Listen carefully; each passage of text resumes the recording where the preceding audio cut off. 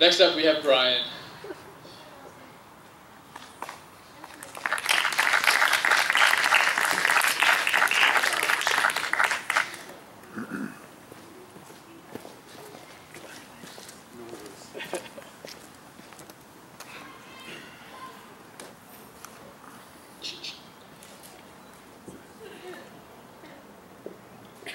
Testing.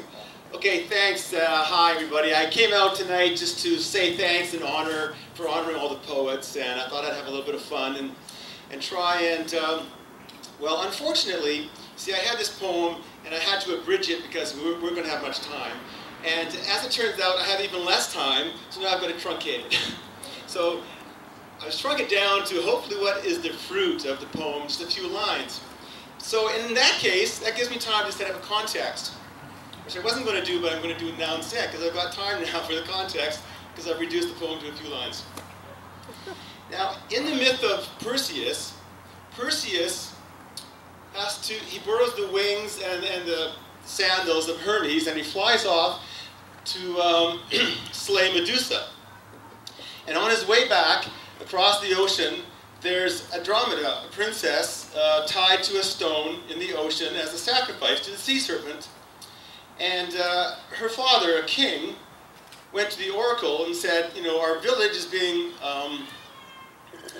raided by a sea serpent, what should we do? And the oracle said, take your daughter and sacrifice her to the sea serpent. So he did. So she's tied in this pillar of stone in the middle of the ocean. Perseus comes flying by just at the same time as the sea serpent comes out of the ocean. He pulls the head of Medusa out, turns the serpent to stone, rescues Andromeda, and they live happily ever after. Now, that story is actually a story from the mystery teachings of Greece. And when you go back far enough, you find in the mystery teachings, they would have these mounds or caves.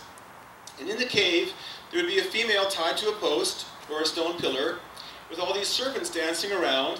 And the ritual was to slay the serpent and free the woman, or the soul, basically, is the soul being tied by the mind. So it's kind of gotten lost.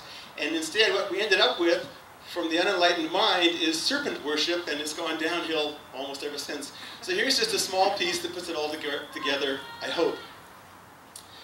All power and all knowledge are seated in the light. The light is concealed in the darkness. The darkness is brought about by the oscillations of our mind.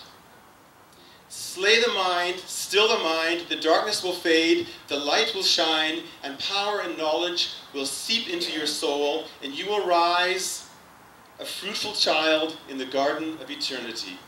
Thank you very much.